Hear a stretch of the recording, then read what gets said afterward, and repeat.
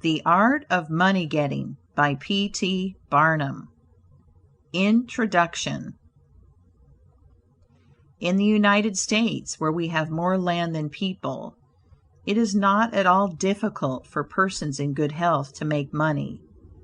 In this comparatively new field there are so many avenues of success open, so many vocations which are not crowded, that any person of either sex who is willing, at least for the time being, to engage in any respectable occupation that offers, may find lucrative employment. Those who really desire to attain an independence have only to set their minds upon it, and adopt the proper means, as they do in regard to any other object which they wish to accomplish, and the thing is easily done. But, however easy it may be found to make money, I have no doubt many of my hearers will agree it is the most difficult thing in the world to keep it. The road to wealth is, as Dr. Franklin truly says, as plain as the road to the mill. It consists simply in expending less than we earn. That seems to be a very simple problem.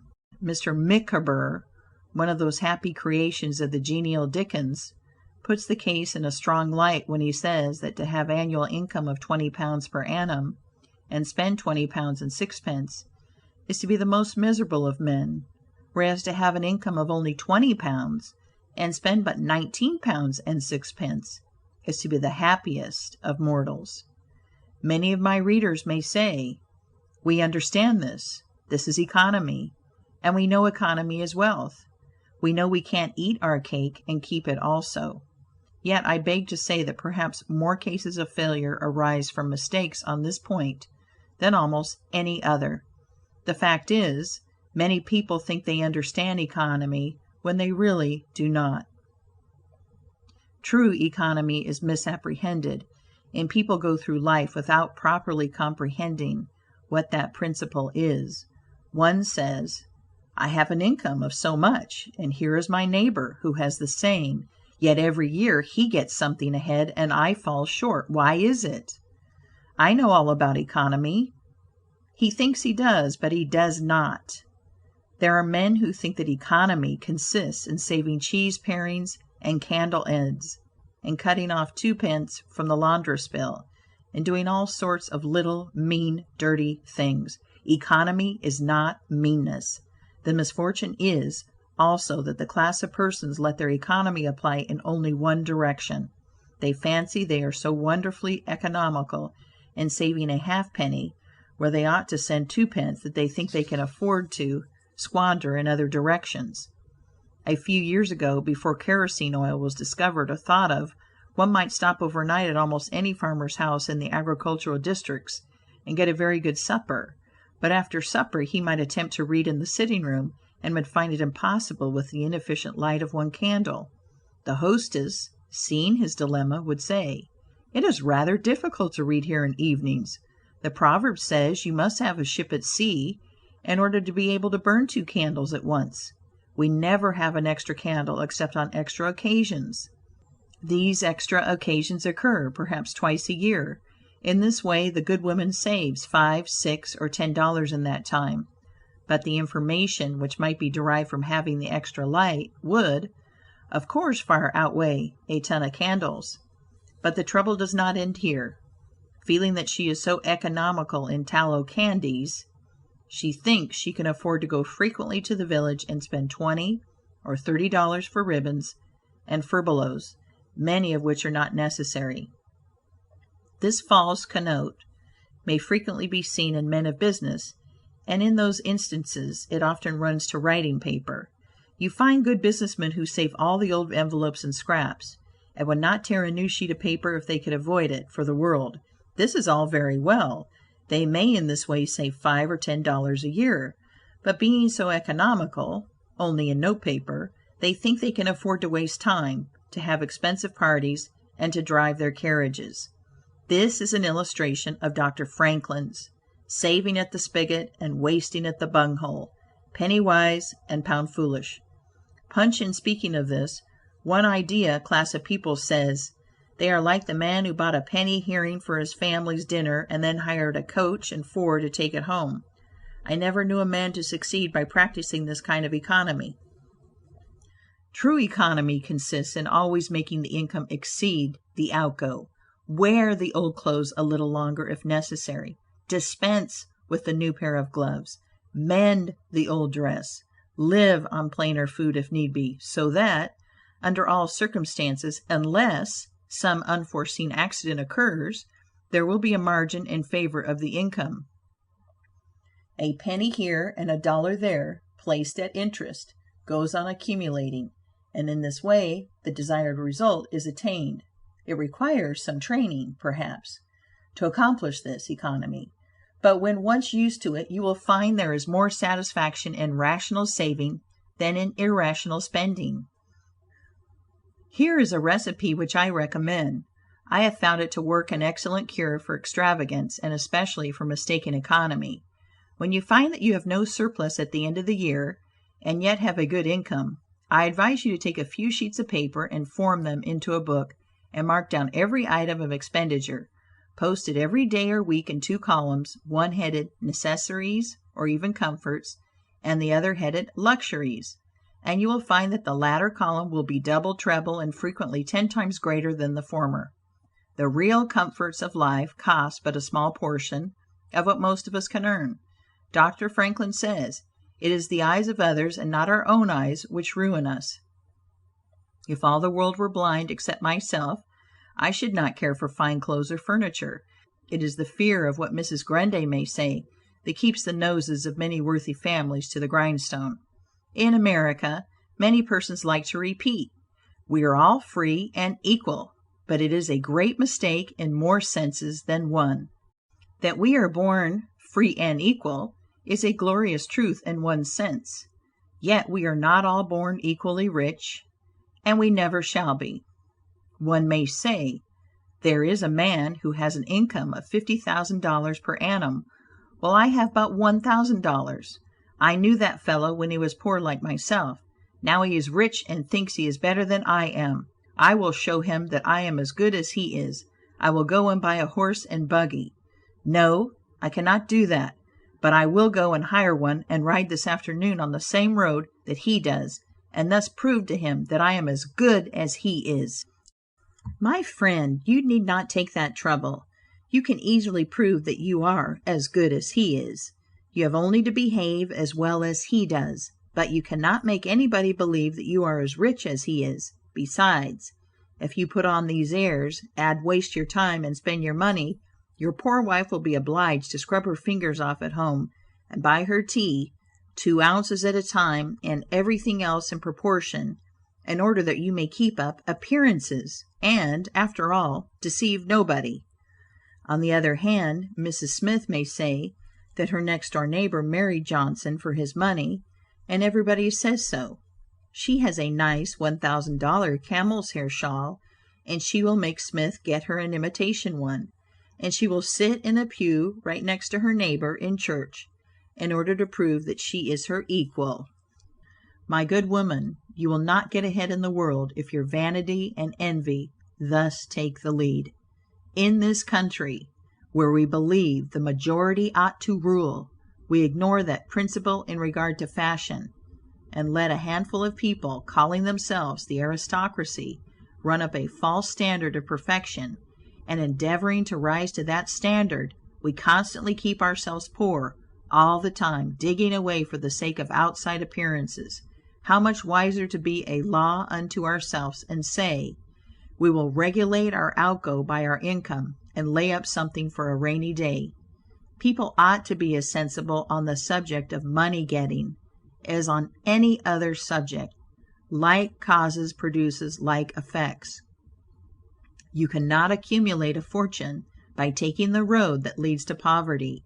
It needs no prophet to tell us that those who live fully up to their means, without any thought of a reverse in this life, can never attain a pecuniary independence. Men and women accustomed to gratify every whim and caprice will find it hard, at first, to cut down their various unnecessary expenses, and will feel it a great self-denial to live in a smaller house than they have been accustomed to, with less expensive furniture, less company, less costly clothing, fewer servants, a less number of balls, parties, theater goings, carriage ridings, pleasure excursions, cigar smokings, liquor drinkings, and other extravagances. But, after all, if they will try the plan of laying by a nest egg, or in other words, a small sum of money, at interest or judiciously invested in land, they will be surprised at the pleasure to be derived from constantly adding to their little pile, as well as from all the economical habits which are engendered by this course.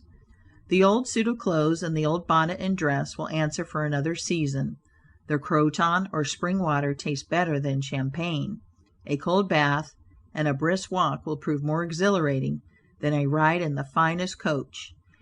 A social chat, an evening's reading in the family circle, or an hour's play of hunt the slipper and blind man's buff will be far more pleasant than a $50 or $500 party, when the reflection on the difference in cost is indulged in by those who begin to know the pleasures of saving.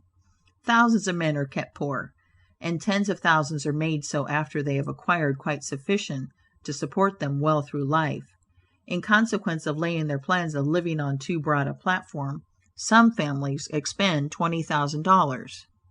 Some families expend $20,000 per annum, and some much more, and would scarcely know how to live on less, while others secure more solid enjoyment frequently on a 20th part of that amount. Prosperity is a more severe ordeal than adversity, especially sudden prosperity. Easy come, easy go, is an old and true proverb. A spirit of pride and vanity, when permitted to have full sway, is the undying cankerworm which gnaws the very vitals of a man's worldly possessions, let them be small or great, hundreds or millions. Many persons, as they begin to prosper, immediately expand their ideas and commence expending for luxuries, until in a short time their expenses swallow up their income, and they become ruined in their ridiculous attempts to keep up appearances and make a sensation. I know a gentleman of fortune who says that when he first began to prosper, his wife would have a new and elegant sofa. That sofa, he says, cost me $30,000. When the sofa reached the house, it was found necessary to get chairs to match, then sideboards, carpets, and tables to correspond with them, and so on through the entire stock of furniture, when at last it was found that the house itself was quite too small and old-fashioned for the furniture, and a new one was built to correspond with the new purchases. Thus, added my friend, summing up an outlay of $30,000 caused by that single sofa, and saddling on me, in the shape of servants, equipage, and the necessary expenses attendant upon keeping up a fine establishment, a yearly outlay of $11,000, and a target pinch at that, whereas 10 years ago we lived with much more real comfort, because with much less care, on as many hundreds. The truth is, he continued, that sofa would have brought me to inevitable bankruptcy, had not a most unexampled title to prosperity kept me above it, and had I not checked the natural desire to cut a dash. The foundation of success in life is good health. That is a substratum fortune. It is also the basis of happiness. A person cannot accumulate a fortune very well when he is sick. He has no ambition, no incentive, no force. Of course, there are those who have bad health and cannot help it. You cannot expect that such persons can accumulate wealth, but there are a great many in poor health who need not be so. If, then, sound health is the foundation of success and happiness in life, how important is it that we should study the laws of health, which is but another expression for the laws of nature. The nearer we keep to the laws of nature, the nearer we are to good health. And yet how many persons there are who pay no attention to natural laws, but absolutely transgress them, even against their own natural inclination. We ought to know that the sin of ignorance is never winked at in regard to the violation of nature's laws. Their infraction always brings the penalty. A child may thrust its finger into the flames without knowing it will burn, and so suffers repentance, even will not stop the smart. Many of our ancestors knew very little about the principle of ventilation. They did not know much about oxygen, whatever other gin they might have been acquainted with, and consequently they built their houses with little 7 by 9 feet bedrooms, and these good old pious Puritans would lock themselves up in one of these cells, say their prayers, and go to bed. In the morning they would devoutly return thanks for the preservation of their lives during the night, and nobody had better reason to be thankful. Probably some big crack in the window or in the door let in a little fresh air, and thus saved them. Many persons knowingly violate the laws of nature against their better impulses for the sake of fashion. For instance, there's one thing that nothing living except a vile worm ever naturally loved, and that is tobacco. Yet how many persons there are who deliberately train in a natural appetite, and overcome this implanted aversion for tobacco to such a degree that they get to love it. They have got hold of a poisonous, filthy weed, or rather that takes a firm hold of them. Here are married men who run about spitting tobacco juice on the carpet and floors, and sometimes even upon their wives' bedsides. They do not kick their wives out of doors like drunken men, but their wives, I have no doubt, often wish they were outside of the house. Another perilous feature is that this artificial appetite, like jealousy, grows by what it feeds on. When you love that which is unnatural, a stronger appetite is created for the hurtful thing than the natural desire for what is harmless. There is an old proverb which says that habit is second nature, but an artificial habit is stronger than nature. Take, for instance, an old tobacco chewer. His love for the quid is stronger than his love for any particular kind of food. He can give up roast beef easier than give up the weed. Young lads regret that they are not men. They would like to go to bed boys and wake up men. And to accomplish this, they copy the bad habits of their seniors. Little Tommy and Johnny see their fathers or uncles smoke a pipe, and they say, "If I could only do that, I would be a man too." Uncle John has gone out and left his pipe of tobacco. Let us try it. They take a match and light it, and then puff away. "We will learn to smoke. Do you like it, Johnny?" That lad dolefully replies, "Not very much. It tastes bitter." By and by he grows pale, but he persists, and he soon offers up a sacrifice on the altar of fashion.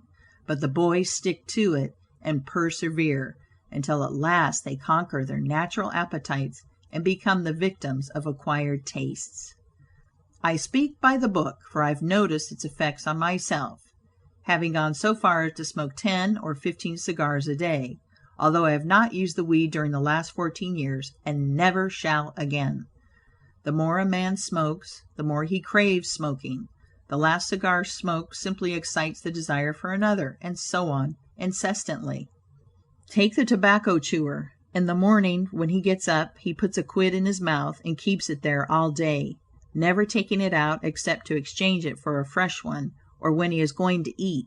Oh, yes, at intervals during the day and evening, many a chewer takes out the quid and holds it in his hand long enough to take a drink, and then pop it goes back again. This simply proves that the appetite for rum is even stronger than that for tobacco. When the tobacco chewer goes to your country seat, and you show him your grapery and fruit house, and the beauties of your garden, when you offer him some fresh ripe fruit, and say, "My friend, I have got here the most delicious apples and pears and peaches and apricots. I have imported them from Spain, France, and Italy. Just see those luscious grapes. There is nothing more delicious nor more healthy than ripe fruit, so help yourself. I want to see you delight yourself with these things." He will roll the dear quid under his tongue and answer, "No, I thank you. I have got tobacco in my mouth." His palate has become narcotized by the noxious weed, and he has lost, in a great measure, the delicate and inviolable taste for fruits. This shows what expensive, useless, and injurious habits men will get into. I speak from experience. I have smoked until I trembled like an aspen leaf. The blood rushed to my head, and I had a palpitation of the heart, which I thought was heart disease, till I was almost killed with fright. When I consulted my physician, he said, "Break off tobacco using." I was not only injuring my health and spending a great deal of money, but I was setting a bad example. I obeyed his counsel. No young man in the world ever looked so beautiful as he thought he did behind a 15-cent cigar or a meerschaum. These remarks apply with tenfold force to the use of intoxicating drinks. To make money requires a clear brain. A man has got to see that 2 and 2 make 4. He must lay all his plans with reflection and forethought, and closely examine all the details and the ins and outs of business. As no man can succeed in business unless he has a brain to enable him to lay his plans and reason to guide him in their execution, so, no matter how bountifully a man may be blessed with intelligence, if the brain is muddled and his judgment warped by intoxicating drinks, it is impossible for him to carry on business successfully. How many good opportunities have passed, never to return, while a man was sipping a social glass with his friend? How many foolish bargains have been made under the influence of the nervine, which temporarily makes its victim think he is rich? How many important chances have been put off until tomorrow, and then forever, because the wine cup has thrown the system into a state of lassitude, neutralizing the energy so essential to success in business? Verily, wine is a mocker. The use of intoxicating drinks as a beverage is as much an infatuation as is the smoking of opium by the Chinese, and the former is quite as destructive to the success of the businessman as the latter. It is an unmitigated evil, utterly indefensible in the light of philosophy, religion, or good sense. It is the parent of nearly every other evil in our country. Chapter 1. Don't mistake your vocation. The safest plan, and the one most sure of success for the young man starting in life, is to select the vocation which is most congenial to his tastes. Parents and guardians are often quite too negligent in regard to this. It's very common for a father to say, for example, "I have 5 boys. I will make Billy a clergyman, John a lawyer, Tom a doctor, and Dick a farmer." He then goes into town and looks about to see what he will do with Sammy. He returns home and says, "Sammy, I see watchmaking is a nice genteel business. I think I will make you a goldsmith." He does this, regardless of Sam's natural inclinations or genius. We are all, no doubt, born for a wise purpose. There is as much diversity in our brains as in our countenances. Some are born natural mechanics, while some have great aversion to machinery. Let a dozen boys of 10 years get together, and you will soon observe 2 or 3 are whittling out some ingenious device, working with locks or complicated machinery. When they were but 5 years old, their father could find no toy to please them like a puzzle. They are natural mechanics, but the other 8 or 9 boys have different aptitudes. I belong to the latter class. I never had the slightest love for mechanism. On the contrary, I have a sort of abhorrence for complicated machinery. I never had ingenuity enough to whittle a cider tap so it would not leak. I never could make a pen that I could write with, or understand the principle of a steam engine. If a man was to take such a boy as I was, and attempt to make a watchmaker of him, the boy might, after an apprenticeship of 5 or 7 years, be able to take apart and put together a watch. But all through life he would be working uphill and seizing every excuse for leaving his work and idling away his time. Watchmaking is repulsive to him. Unless a man enters upon the vocation intended for him by nature and best suited to his peculiar genius, he cannot succeed. I am glad to believe that the majority of persons do find their right vocation, yet we see many who have mistaken their calling, from the blacksmith up, or down, to the clergyman. You will see, for instance, that extraordinary linguist, the learned blacksmith, who ought to have been a teacher of languages, and you may have seen lawyers, doctors, and clergymen who were better fitted by nature for the anvil or the lapstone. End of Chapter 1. Chapter 2. Select the right location. After securing the right vocation, you must be careful to select the proper location. You may have been cut out for a hotel keeper, and they say it requires a genius to know how to keep a hotel. You might conduct a hotel like clockwork and provide satisfactorily for 500 guests every day. Yet, if you should locate your house in a small village, where there is no railroad communication or public travel, the location would be your ruin. It is equally important that you do not commence business where there are already enough to meet all demands in the same occupation. I remember a case which illustrates this subject. When I was in London in 1858, I was passing down Holborn with an English friend and came to the penny shows. They had immense cartoons outside portraying the wonderful curiosities to be seen, all for a penny. Being a little in the show line myself, I said, "Let us go in here."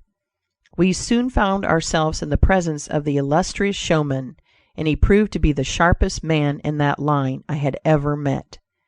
He told us some extraordinary stories in reference to his bearded ladies, his albinos, and his armadillos, which we could hardly believe, but thought it better to believe it than look after the proof. He finally begged to call our attention to some wax statuary, and showed us a lot of the dirtiest and filthiest wax figures imaginable. They looked as if they had not seen water since the deluge. "What is there so wonderful about your statuary?" I asked. "I beg you not to speak so satirically," he replied. "Sir, these are not Madame Tussaud's wax figures, all covered with glit and tinsel and imitation diamonds, and copied from engravings and photographs. Mine, sir, were taken from life. Whenever you look upon one of those figures, you may consider that you are looking upon the living individual." Glancing casually at them, I saw one labeled Henry VIII, and feeling a little curious upon seeing that it looked like Calvin Edson, the living skeleton, I said, "Do you call that Henry VIII?" He replied, "Certainly, sir. It was taken from life at Hampton Court, by special order of His Majesty, on such a day." He would have given the hour of the day if I had resisted. I said, "Everybody knows that Henry VIII was a great stout old king, and that figure is lean and lank. What do you say to that?" "Why," he replied, "you would be lean and lank yourself if you sat there as long as he has." There was no resisting such arguments. I said to my English friend, "Let us go out. Do not tell him who I am. I show the white feather. He beats me." He followed us to the door, and seeing the rabble in the street, he called out, "Ladies and gentlemen, I beg to draw your attention to the respectable character of my visitors," pointing to us as we walked away. I called upon him a couple of days afterwards, told him who I was, and said, "My friend, you are an excellent showman, but you have selected a bad location." He replied, "This is true, sir. I feel that all my talents are thrown away, but what can I do?" "You can go to America," I replied. "You can give full play to your faculties over there. You will find plenty of elbow room in America. I will engage you for 2 years. After that, you will be able to go on your own account." He accepted my offer, and remained 2 years in my New York museum. He then went to New Orleans and carried on a traveling show business during the summer. Today he is worth $60,000, simply because he selected the right vocation, and also secured the proper location. The old proverb says, "3 removes are as bad as a fire," but when a man is in the fire, it matters but little how soon or how often he removes. End of Chapter 2. Chapter 3. Avoid debt. Young men starting in life should avoid running into debt. There is scarcely anything that drags a person down like debt.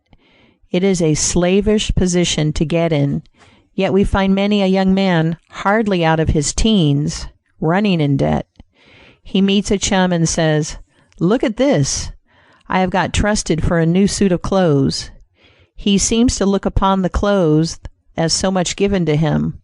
Well, it frequently is so, but if he succeeds in paying and then gets trusted again, he is adopting a habit which will keep him in poverty through life. Debt robs a man of his self-respect and makes him almost despise himself, grunting and groaning and working for what he has eaten up or worn out, and now when he is called upon to pay up, he has nothing to show for his money. This is properly termed working for a dead horse. I do not speak of merchants buying and selling on credit, or of those who buy on credit in order to turn the purchase to a profit. The old Quaker said to his farmer's son, "John, never get trusted, but if thee gets trusted for anything, let it be for manure, because that will help thee pay it back again." Mr. Beecher advised young men to get in debt, if they could, to a small amount in the purchase of land in the country districts. If a young man, he says, will only get in debt for some land and then get married, these two things will keep him straight, or nothing will. This may be safe to a limited extent, but getting in debt for what you eat and drink and wear is to be avoided. Some families have a foolish habit of getting credit at the stores, and thus frequently purchase many things which might have been dispensed with. It is all very well to say, "I have got trusted for 60 days, and if I don't have the money, the creditor will think nothing about it." There is no class of people in the world who have such good memories as creditors. When the 60 days run out, you will have to pay. If you do not pay, you will break your promise, and probably resort to a falsehood. You may make some excuse or get in debt elsewhere to pay it, but that only involves you the deeper. A good-looking, lazy young fellow, who was the apprentice boy, Horatio, his employer said, "Horatio, did you ever see a snail?" "I think I have," he drawled out. "You must have met him then, for I am sure you never overtook one," said the boss. Your creditor will meet you or overtake you and say, "Now, my young friend, you agreed to pay me. You have not done it. You must give me your note." You give the note on interest, and it commences working against you. It is a dead horse. The creditor goes to bed at night and wakes up in the morning better off than when he retired to bed, because his interest has increased during the night. But you grow poorer while you are sleeping, for the interest is accumulating against you. Money is in some respects like fire. It is a very excellent servant, but a terrible master. When you have it mastering you, when interest is constantly piling up against you, it will keep you down in the worst kind of slavery. But let money work for you, and you have the most devoted servant in the world. It is no I servant. There is nothing animate or inanimate that will work so faithfully as money when placed at interest well secured. It works night and day and in wet or dry weather. I was born in the blue law state of Connecticut, where the old Puritans had laws so rigid that it was said they fined a man for kissing his wife on Sunday. Yet these rich old Puritans would have thousands of dollars at interest, and on Saturday night would be worth a certain amount. On Sunday they would go to church and perform all the duties of a Christian. On waking up on Monday morning, they would find themselves considerably richer than the Saturday night previous, simply because their money placed at interest had worked faithfully for them all day Sunday, according to law. Do not let it work against you. If you do, there is no chance for success in life so far as money is concerned. John Randolph, the eccentric Virginian, once exclaimed in Congress, "Mr. Speaker, I have discovered the philosopher's stone. Pay as you go." This is, indeed, nearer to the philosopher's stone than any alchemist has ever yet arrived. End of Chapter 3. Chapter 4. Persevere. When a man is in the right path, he must persevere. I speak of this because there are some persons who are born tired, naturally lazy, and possessing no self-reliance and no perseverance. But they can cultivate these qualities, as Davy Crockett said, This thing, remember, when I am dead, be sure you are right, then go ahead. It is this go-aheadiveness, this determination not to let the horrors or the blues take possession of you, so as to make you relax your energies in the struggle for independence, which you must cultivate. How many have almost reached the goal of their ambition, but, losing faith in themselves, have relaxed their energies, and the golden prize has been lost forever. It is, no doubt, often true, as Shakespeare says, there is a tide in the affairs of men, which, taking at the floods, leads on to fortune. If you hesitate, some bolder hand will stretch out before you and get the prize. Remember the proverb of Solomon, he becometh poor that dealeth with a slack hand, but the hand of the diligent maketh rich. Perseverance is sometimes but another word for self-reliance. Many persons naturally look on the dark side of life and borrow trouble. They are born so.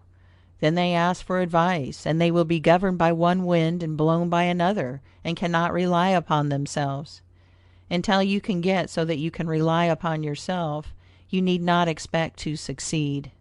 I have known men, personally, who have met with pecuniary reverses, and absolutely committed suicide, because they thought they could never overcome their misfortune. But I have known others who have met more serious financial difficulties, and have bridged them over by simple perseverance, aided by a firm belief that they were doing justly, and that Providence would overcome evil with good. You will see this illustrated in any sphere of life. Take two generals, both understand military tactics, both educated at West Point, if you please, both equally gifted, yet one having this principle of perseverance, and the other lacking it. The former will succeed in his profession, while the latter will fail. One may hear the cry, the enemy are coming, and they have got cannon. Got cannon, says the hesitating general. Yes. Then halt, every man.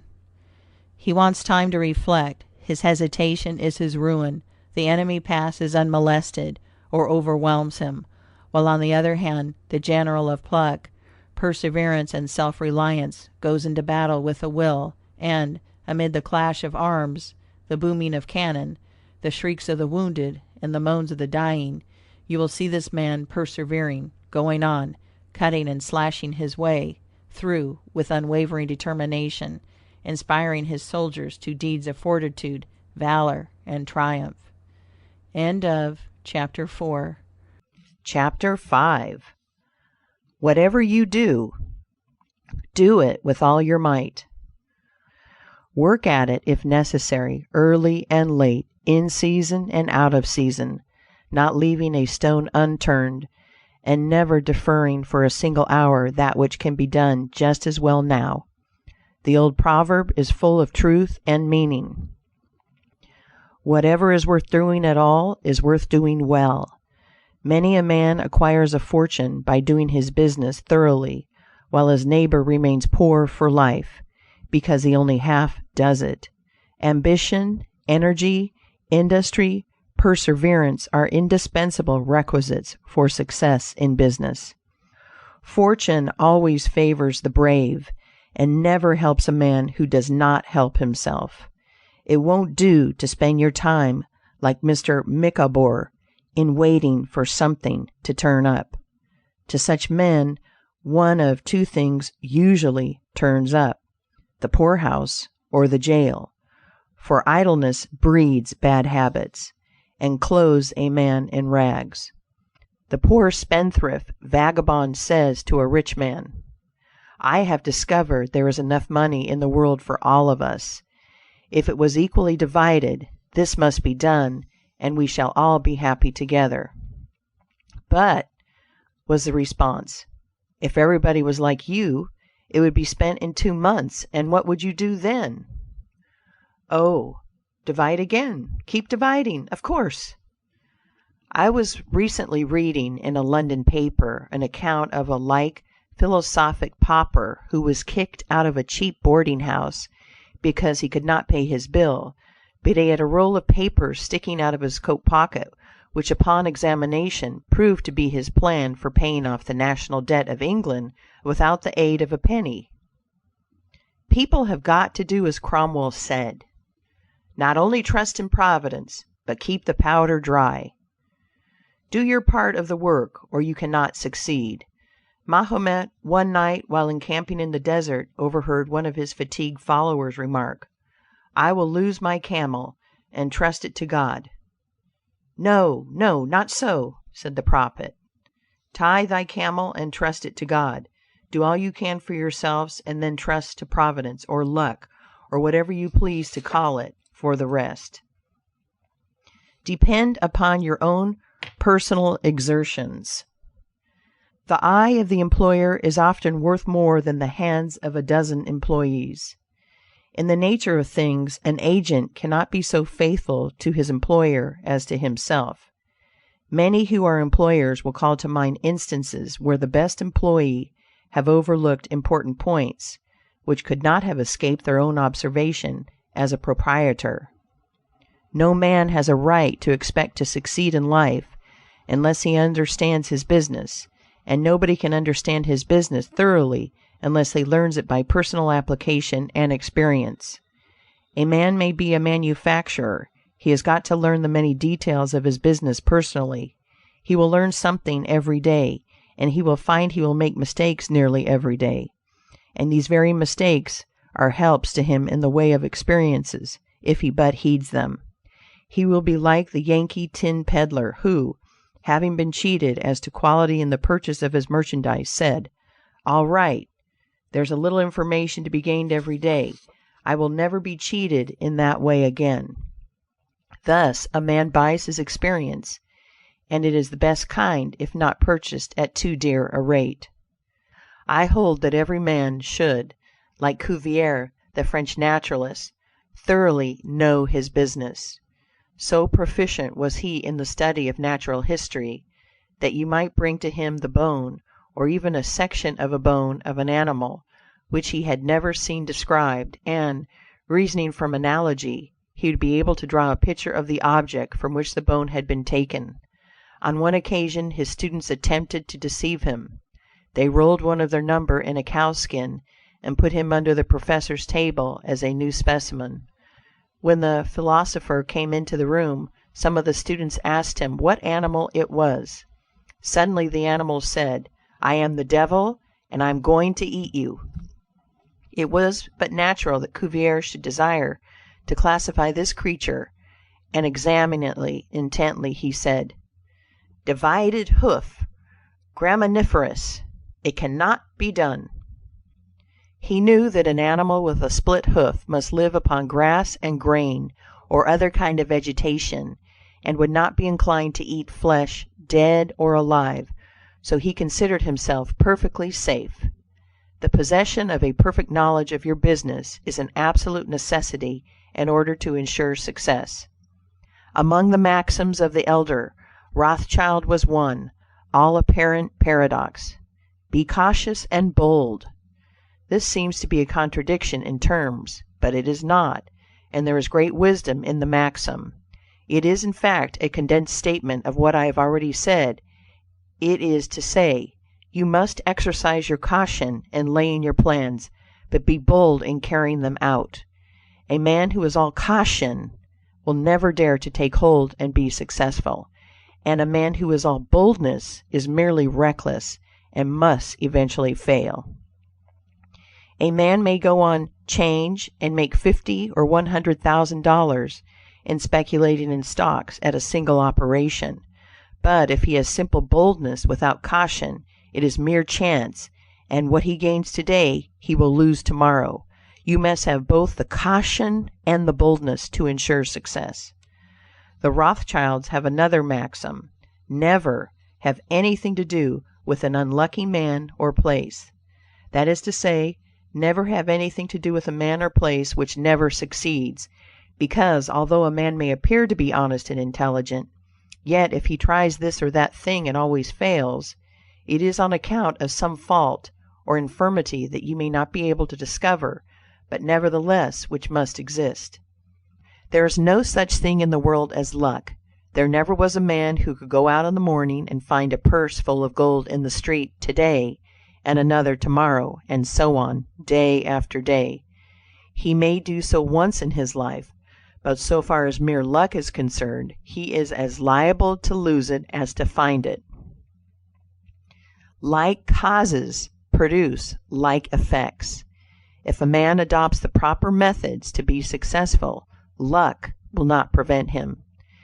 If he does not succeed, there are reasons for it, although perhaps he may not be able to see them.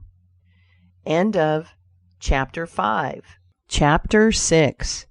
Use the best tools. Men and engaging employees should be careful to get the best. Understand, you cannot have too good tools to work with. And there is no tool you should be so particular about as living tools. If you get a good one, it is better to keep him than keep changing. He learns something every day, and you are benefited by the experience he acquires.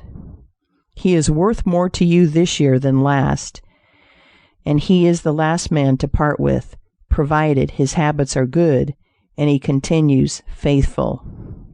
If, as he gets more valuable, he demands an exorbitant increase of salary on the supposition that you can't do without him, let him go. Whenever I have such an employee, I always discharge him first to convince him that his place may be supplied, and second, because he is good for nothing if he thinks he is invaluable and cannot be spared. But I would keep him, if possible, in order to profit from the result of his experience. An important element in an employee is the brain. You can see bills up. Hands wanted, but hands are not worth a great deal without heads. Mr. Beecher illustrates this in this wise. An employee offers his services by saying, "I have a pair of hands, and one of my fingers thinks." "That is very good," says the employer. Another man comes along and says, "He has two fingers that think." "Ah, that is better."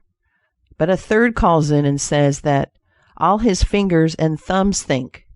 That is better still. Finally, another steps in and says, "I have a brain that thinks. I think all over. I am a thinking as well as a working man." "You are the man I want," says the delighted employer. Those men who have brains and experience are therefore the most valuable, and not to be readily parted with. It is better for them, as well as yourself, to keep them at reasonable advances in their salaries from time to time. End of Chapter 6. Chapter 7. Don't get above your business. Young men, after they get through their business training or apprenticeship, instead of pursuing their avocation and rising in their business, will often lie about doing nothing. They say, "I have learned my business, but I am not going to be a hireling. What is the object of learning my trade or profession unless I establish myself?" "Have you capital to start with?" "No, but I'm going to have it." "How are you going to get it?" "I will tell you confidentially. I have a wealthy old aunt, and she will die pretty soon. But if she does not, I expect to find some rich old man who will lend me a few thousands to give me a start. If I only get the money to start with, I will do well." There is no greater mistake than when a young man believes he will succeed with borrowed money. Why? Because every man's experience coincides with that of Mr. Astor, who said, "It was more difficult for him to accumulate his first $1,000 than all the succeeding millions that made up his colossal fortune." Money is good for nothing unless you know the value of it by experience. Give a boy $20,000 and put him in business, and the chances are that he will lose every dollar of it before he is a year older, like buying a ticket in the lottery and drawing a prize. It is easy come, easy go. He does not know the value of it Nothing is worth anything unless it costs effort.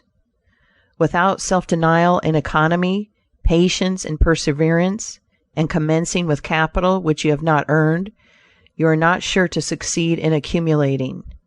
Young men, instead of waiting for dead man's shoes, should be up and doing, for there is no class of persons who are so unaccommodating in regard to dying as these rich old people, and it is fortunate for the expectant heirs that it is so. 9 out of 10 of the rich men of our country today started out in life as poor boys, with determined wills, industry, perseverance, economy, and good habits. They went on gradually, made their own money, and saved it, and this is the best way to acquire a fortune. Stephen Girard started life as a poor cabin boy and died worth $9 million. A.T. Stewart was a poor Irish boy, and he paid taxes on $1.5 million of income per year. John Jacob Astor was a poor farmer boy and died worth 20 millions. Cornelius Vanderbilt began life rowing a boat from Staten Island to New York. He presented our government with a steamship worth $1 million and died worth 50 million. There is no royal road to learning, says the proverb. I may say it is equally true. There is no royal road to wealth, but I think there is a royal road to both. The road to learning is a royal one, the road that enables the student to expand his intellect and add every day to his stock of knowledge, until in the pleasant process of intellectual growth he is able to solve the most profound problems, to count the stars, to analyze every atom of the globe, and to measure the firmament that is a regal highway, and it is the only road worth traveling. So, in regard to wealth, go on in confidence, study the rules, and above all things, study human nature, for the proper study of mankind is man, and you will find that while expanding the intellect and the muscles, your enlarged experience will enable you every day to accumulate more and more principle, which will increase itself by interest and otherwise, until you arrive at a state of independence. You will find, as a general thing, that the poor boys get rich and the rich boys get poor. For instance, a rich man at his decease leaves a large estate to his family. His eldest sons, who have helped him earn his fortune, know by experience the value of money, and they take their inheritance and add to it.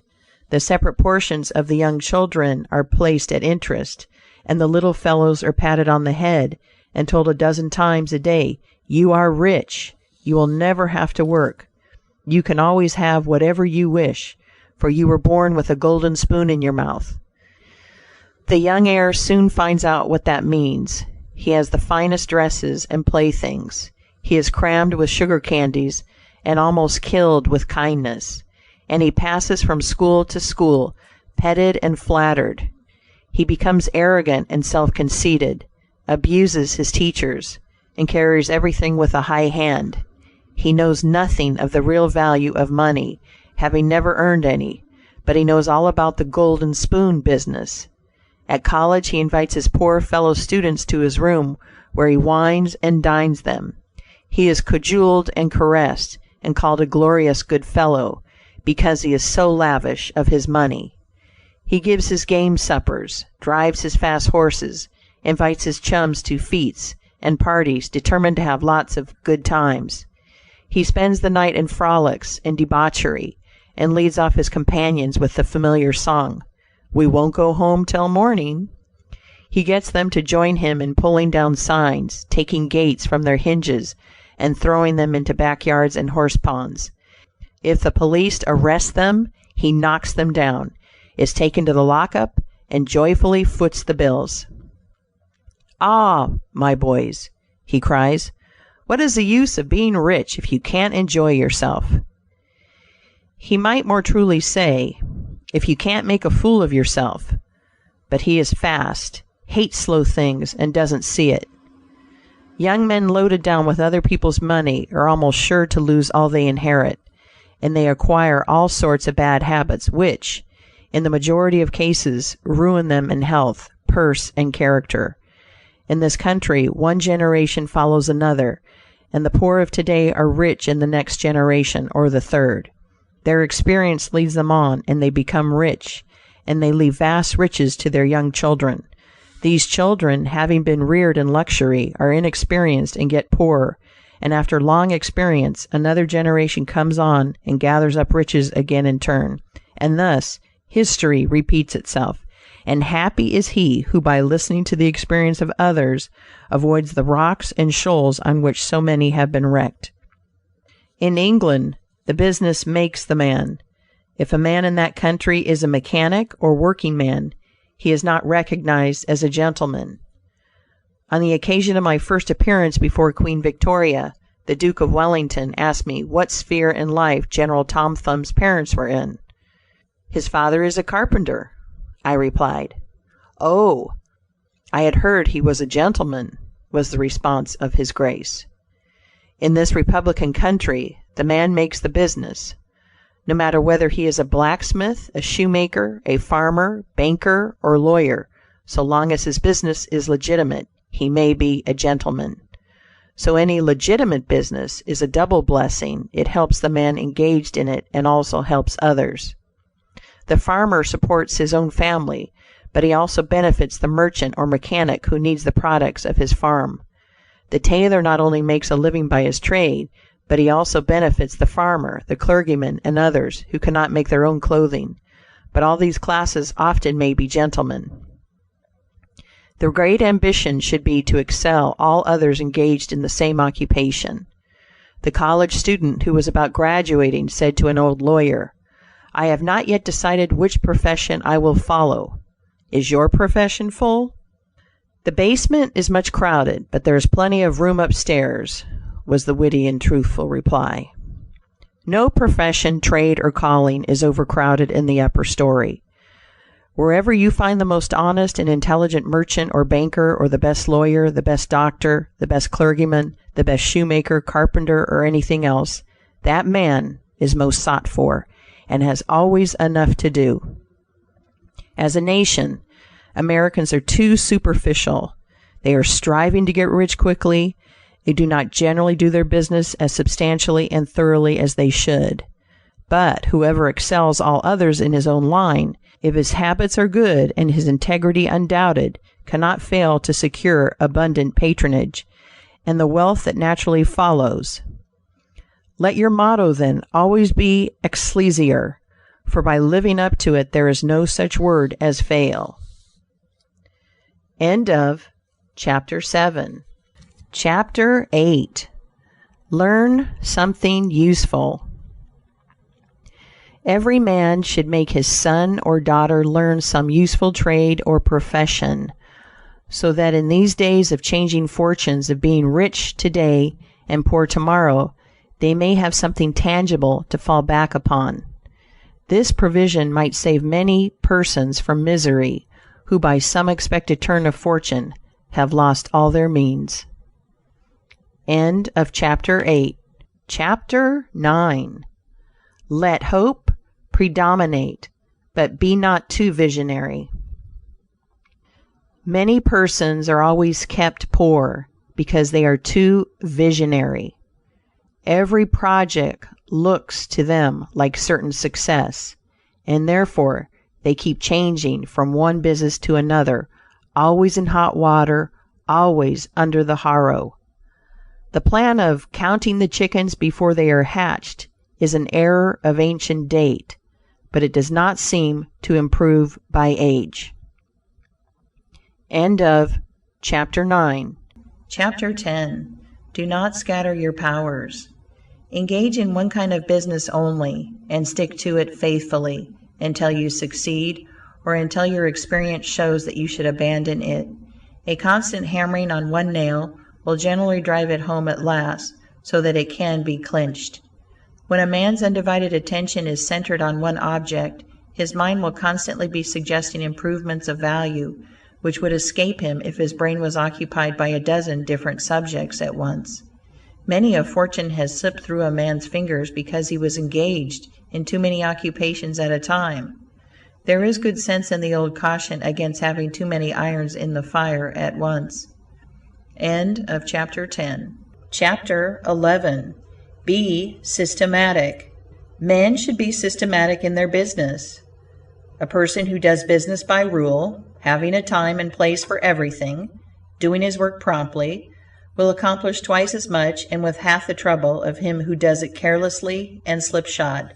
By introducing system into all your transactions, doing one thing at a time, always meeting appointments with punctuality, you find leisure for pastime and recreation, whereas the man who only half does one thing and then turns to something else and half does that will have his business at loose ends, and will never know when his day's work is done, for it never will be done.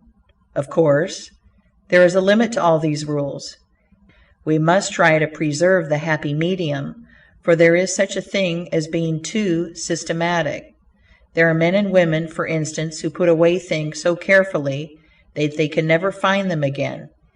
It is too much like the red tape formality at Washington and Mr. Dickens' circumlocution office, all theory and no result. When the Astor House was first started in New York City, it was undoubtedly the best hotel in the country. The proprietors had learned a great deal in Europe regarding hotels, and the landlords were proud of the rigid system which pervaded every department of their great establishment. When 12 o'clock at night had arrived and there were a number of guests around, one of the proprietors would say, "Touch that bell, John," and in 2 minutes 60 servants with a water bucket in each hand would present themselves in the hall. "This," said the landlord, addressing his guests, "is our fire bell. It will show you we are quite safe here. We do everything systematically." This was before the Croton water was introduced into the city, but they sometimes carried their system too far. On one occasion, when the hotel was thronged with guests, one of the waiters was suddenly indisposed, and although there were 50 waiters in the hotel, the landlord thought he must have his full complement or his system would be interfered with. Just before dinner time, he rushed downstairs and said, "There must be another waiter. I am 1 waiter short. What can I do?" He happened to see Boots, the Irishman. Pat said,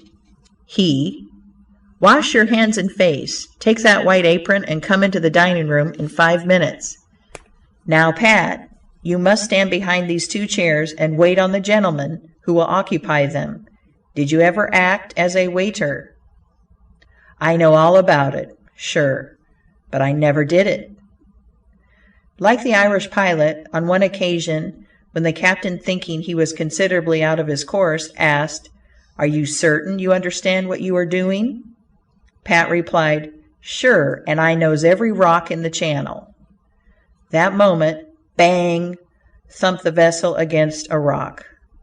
"Ah, be jabbers, and that is one of 'em," continued the pilot. But to return to the dining room, Pat said, "The landlord, here we do everything systematically. You must first give the gentlemen each a plate of soup, and when they finish, then ask them what they will have next." Pat replied, I understand perfectly the vartues of system." Very soon in came the guests. The plates of soup were placed before them. One of Pat's 2 gentlemen ate his soup. The other did not care for it. He said, "Waiter, take this plate away and bring me some fish." Pat looked at the untasted plate of soup, and remembering the instructions of the landlord in regard to system, replied, "Not till you have ate your supper." Of course, that was carrying system entirely too far. End of chapter 11. Chapter 12. Read the newspapers. Always take a trustworthy newspaper, and thus keep thoroughly posted in regard to the transactions of the world. He who is without a newspaper is cut off from his species. In these days of telegraphs and steam, many important inventions and improvements in every branch of trade are being made, and he who don't consult the newspapers will soon find himself and his business left out in the cold. End of chapter 12. Chapter 13. Beware of outside operations. We sometimes see men who have obtained fortune suddenly become poor. In many cases, this arises from intemperance and often from gaming and other bad habits. Frequently it occurs because a man has been engaged in outside operations of some sort. When he gets rich in his legitimate business, he is told of a grand speculation where he can make a score of thousands. He is constantly flattered by his friends, who tell him that he is born lucky, that everything he touches turns into gold. Now, if he forgets that his economical habits, his rectitude of conduct, and a personal attention to a business which he understood caused his success in life, he will listen to the siren voices. He says, "I will put in $20,000. I have been lucky, and my good luck will soon bring me back $60,000. A few days elapse, and it is discovered he must put in $10,000 more. Soon after, he is told, "It is all right, but certain matters not foreseen require an advance of $20,000 more, which will bring him a rich harvest." But before the time comes around to realize, the bubble bursts. He loses all he is possessed of, and then he learns what he ought to have known at the first, that however successful a man may be in his own business, if he turns from that and engages ill a business which he don't understand, he is like Samson when shorn of his locks. His strength has departed, and he becomes like other men. If a man has plenty of money, he ought to invest something in everything that appears to promise success, and that will probably benefit mankind. But let the sums thus invested be moderate in amount, and never let a man foolishly jeopardize a fortune that he has earned in a legitimate way by investing it in things in which he has had no experience. End of Chapter 13.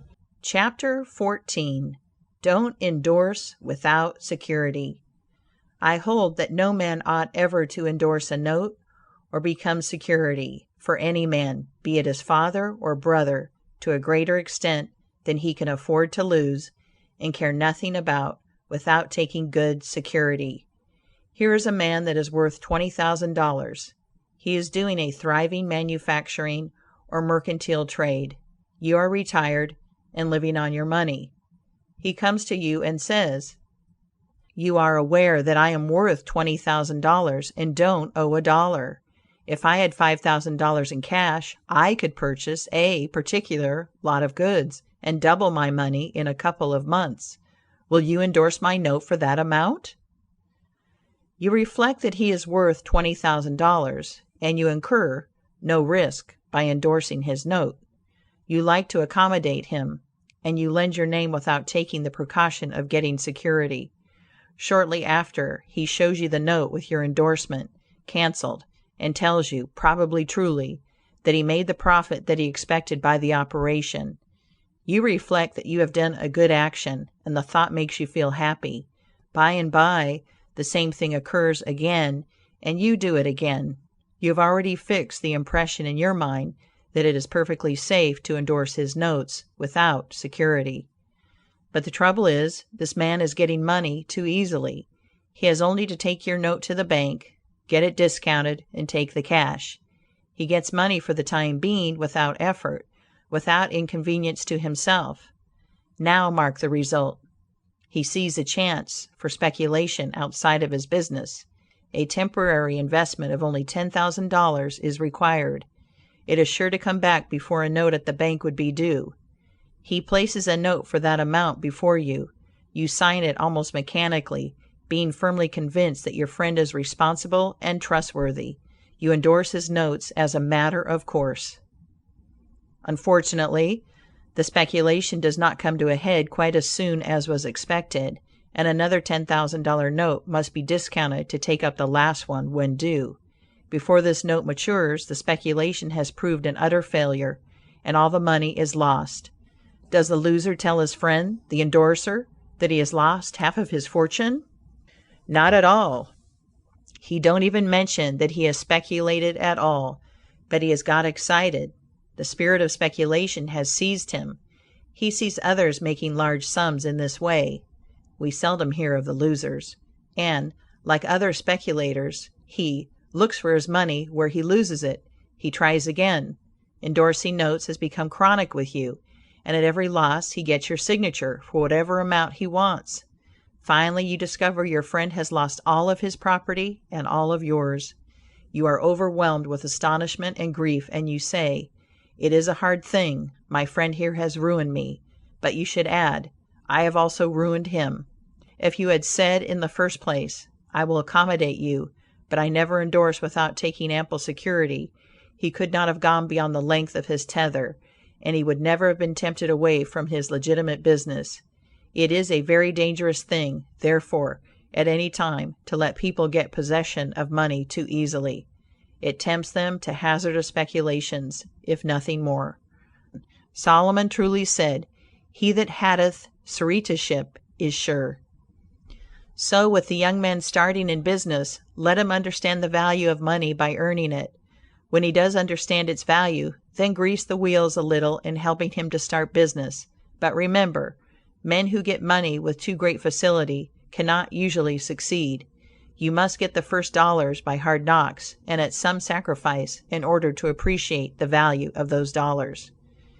End of Chapter 14. Chapter 15. Advertise your business. We all depend more or less upon the public for our support. We all trade with the public: lawyers, doctors, shoemakers, artists, blacksmiths, showmen, opera stagers, railroad presidents, and college professors. Those who deal with the public must be careful that their goods are valuable, that they are genuine, and will give satisfaction. When you get an article which you know is going to please your customers, and that when they have tried it they will feel they have got their money's worth, then let the fact be known that you have got it. Be careful to advertise it in some shape or other, because it is evident that if a man has ever so good an article for sale, and nobody knows it, it will bring him no return. In a country like this, where nearly everybody reads, and where newspapers are issued and circulated in editions of 5,000 to 200,000, it would be very unwise if this channel was not taken advantage of to reach the public in advertising. A newspaper goes into the family and is read by wife and children, as well as the head of the home. Hence hundreds and thousands of people may read your advertisement while you are attending to your routine business. Many perhaps read it while you are asleep. The whole philosophy of life is, first sow, then reap. That is the way the farmer does. He plants his potatoes and corn, and sows his grain, and then goes about something else, and the time comes when he reaps. But he never reaps first and sows afterwards. This principle applies to all kinds of business, and to nothing more eminently than to advertising. If a man has a genuine article, there is no way in which he can reap more advantageously than by sowing to the public in this way. He must, of course, have a really good article, and one which will please his customers. Anything spurious will not succeed permanently, because the public is wiser than many imagine. Men and women are selfish, and we all prefer purchasing where we can get the most for our money, and we try to find out where we can most surely do so. You may advertise a spurious article and induce many people to call and buy at once, but they will denounce you as an impostor and swindler, and your business will gradually die out and leave you poor. This is right. Few people can safely depend upon chance custom. You all need to have your customers return and purchase again. A man said to me, "I have tried advertising. It did not succeed. Yet I have a good article." I replied, "My friend, there may be exceptions to a general rule, but how do you advertise?" "I put it in a weekly newspaper 3 times and paid $1.50 for it," I replied. "Sir, advertising is like learning. A little is a dangerous thing." A French writer says that the reader of a newspaper does not see the first mention of an ordinary advertisement.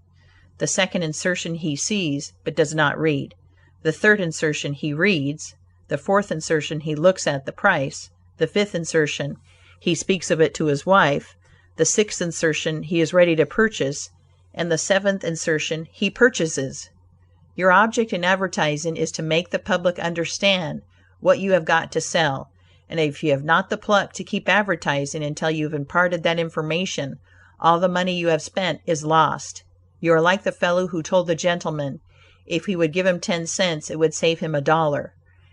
"How can I help you so much with so small a sum?" asked the gentleman in surprise. "I started out this morning," hiccuped the fellow, "with the full determination to get drunk, and I have spent my only $1 to accomplish the object, and it has not quite done it. 10 cents worth more of whiskey would just do it, and in this manner I should save the dollar already expended. So a man who advertises at all must keep it up until the public knows who and what he is and what his business is, or else the money invested in advertising is lost. Some men have a peculiar genius for writing a striking advertisement, one that will arrest the attention of the reader at first sight. This fact, of course, gives the advertiser a great advantage. Sometimes a man makes himself popular by a unique sign or a curious display in his window. Recently I observed a swing sign extending over the sidewalk in front of a store, on which was the inscription in plain letters. End of chapter 15. Chapter 16. Don't read the other side. Of course I did, and so did everybody else, and I learned that the man had made all independence by first attracting the public to his business in that way, and then using his customers well afterwards. Genin, the hatter, bought the first Jenny Lind ticket at auction for $225 because he knew it would be a good advertisement for him. "Who is the bidder?" said the auctioneer, as he knocked down that ticket at Castle Garden. "Genin, the hatter," was the response. Here were thousands of people from the Fifth Avenue and from distant cities and the highest stations in life. "Who is Genin, the hatter?" they exclaimed. They had never heard of him before. The next morning the newspapers and telegraph had circulated the facts from Maine to Texas, and from 5 to 10 millions of people had read that the tickets sold at auction for Jenny Lind's first concert amounted to about $20,000, and that a single ticket was sold at $225 to Genin the hatter. Men throughout the country involuntarily took off their hats to see if they had a Genin hat on their heads.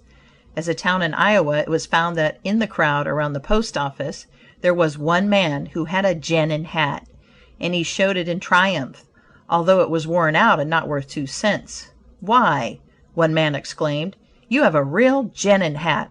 What a lucky fellow you are." Another man said, "Hang on to that hat. It will be a valuable heirloom in your family." Still another man in the crowd, who seemed to envy the possessor of this good fortune, said, "Come, give us all a chance. Put it up at auction." He did so, and it was sold as a keepsake for $9.50. What was the consequence to Mr. Genin? He sold 10,000 extra hats per annum the first 6 years. 9/10 of the purchasers bought of him, probably out of curiosity, and many of them, finding that he gave them an equivalent for their money, became his regular customers. This novel advertisement first struck their attention, and then, as he made a good article, they came again. Now I don't say that everybody should advertise as Mr. Genin did, but I say if a man has got goods for sale and he don't advertise them in some way, the chances are that some day the sheriff will do it for him. Nor do I say that everybody must advertise in a newspaper, or indeed use printer's ink at all. On the contrary, although that article is indispensable in the majority of cases, yet doctors and clergymen, and sometimes lawyers and some others, can more effectually reach the public in some other manner.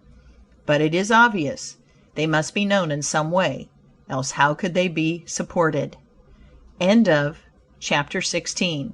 Chapter 17. Be polite and kind to your customers. Politeness and civility are the best capital ever invested in business. Large stores, gilt signs, flaming advertisements will all prove unavailing if you or your employees treat your patrons abruptly. The truth is, the more kind and liberal a man is, the more generous will be the patronage bestowed upon him. Like begets like. The man who gives the greatest amount of goods of a corresponding quality for the least sum, still reserving for himself a profit, will generally succeed best in the long run.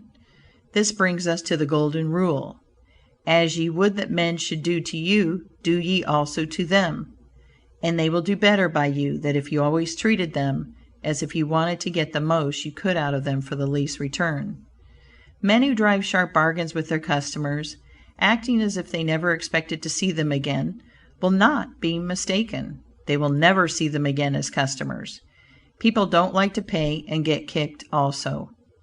One of the ushers in my museum once told me he intended to whip a man who was in the lecture room as soon as he came out. "What for?" I inquired. "Because he said I was no gentleman," replied the usher. "Never mind," I replied. "He pays for that, and you will not convince him you are a gentleman by whipping him. I cannot afford to lose a customer. If you whip him, he will never visit the museum again, and he will induce friends to go with him to other places of amusement instead of this, and thus you see I should be a serious loser." "But he insulted me," muttered the usher. "Exactly," I replied. "And if he owned the museum, and you had paid him for the privilege of visiting it, and he had then insulted you, there might be some reason in your resenting it. But in this instance, he is the man who pays while we receive, and you must, therefore, put up with his bad manners." My usher laughingly remarked that this was undoubtedly the true policy, but he added that he should not object to an increase of salary if he was expected to be abused in order to promote my interest. End of chapter 17. Chapter 18. Be charitable. Of course men should be charitable, because it is a duty and a pleasure. But even as a matter of policy, if you possess no higher incentive, you will find that the liberal man will command patronage, while the sordid, uncharitable miser will be avoided. Solomon says, "There is that scattereth, and yet increaseth, and there is that withholdeth more than meet, but it tendeth to poverty." Of course, the only true charity is that which is from the heart.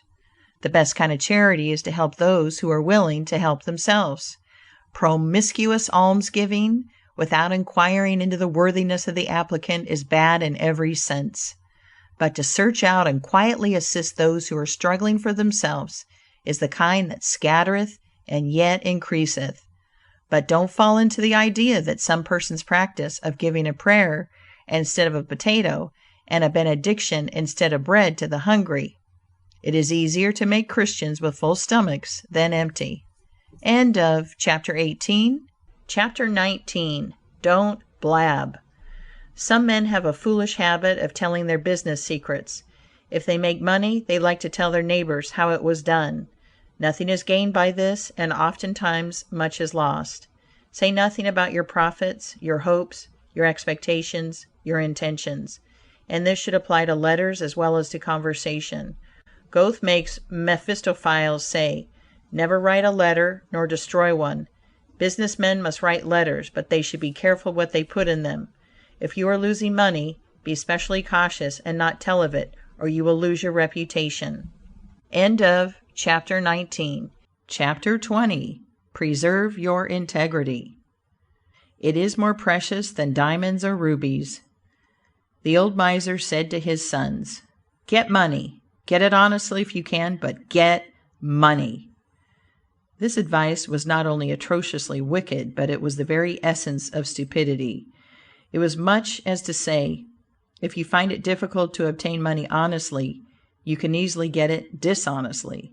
Get it in that way, poor fool. Not to know that the most difficult thing in life is to make money dishonestly. Not to know that our prisons are full of men who attempted to follow this advice. Not to understand that no man can be dishonest without soon being found out, and that when his lack of principle is discovered, nearly every avenue to success is closed against him forever. The public very properly shun all whose integrity is doubted. No matter how polite and pleasant and accommodating a man may be, none of us dare to deal with him if we suspect false weights and measures. Strict honesty not only lies at the foundation of all success in life, financially, but in every other respect. Uncompromising integrity of character is invaluable. It secures to its possessor a peace and joy which cannot be attained without it, which no amount of money or houses and lands can purchase. A man who is known to be strictly honest may be ever so poor, but he has the purses of all the community at his disposal, for all know that if he promises to return what he borrows, he will never disappoint them. As a mere matter of selfishness, therefore, If a man has no higher motive for being honest, all will find that the maxim of Dr. Franklin can never fail to be true, that honesty is the best policy. To get rich is not always equivalent to being successful. There are many rich poor men, while there are many others, honest and devout men and women, who have never possessed so much money as some rich persons squander in a week, but who are nevertheless really richer and happier than any man can ever be, while he is a transgressor of the higher laws of his being. The inordinate love of money, no doubt, may be and is the root of all evil. But money itself, when properly used, is not only a handy thing to have in the house, but affords the gratification of blessing our race by enabling its possessor to enlarge the scope of human happiness and human influence. The desire for wealth is nearly universal, and none can say it is not laudable, provided the possessor of it accepts its responsibilities and uses it as a friend to humanity. The history of money getting, which is commerce, is a history of civilization, and wherever trade has flourished most, there too have art and science produced the noblest fruits. In fact, as a general thing, money getters are the benefactors of our race. To them, in a great measure, are we indebted for our institutions of learning and of art, our academies, colleges, and churches. It is no argument against the desire for, or the possession of wealth, to say that there are sometimes misers who hoard money only for the sake of hoarding, and who have had no higher aspiration than to grasp everything which comes within their reach. As we have sometimes hypocrites in religion and demagogues in politics, so there are occasionally misers among money getters. These, however, are only exceptions to the general rule. But when in this country we find such a nuisance and stumbling block as a miser, we remember with gratitude that in America we have no laws of primogeniture, and that in the due course of nature the time will come when the hoarded dust will be scattered for the benefit of mankind. To all men and women, therefore, do I conscientiously say, make money honestly and not otherwise. For Shakespeare has truly said, "He that wants money, means, and content is without 3 good friends." End of chapter 20. Recording by Jill Preston. End of The Art of Money Getting by P.T. Barnum.